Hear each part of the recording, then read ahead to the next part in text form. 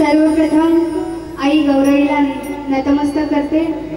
तसेच दसऱ्याचा शेवटचा दिवस विजयादशमीच्या सर्वांना हार्दिक हार्दिक शुभेच्छा।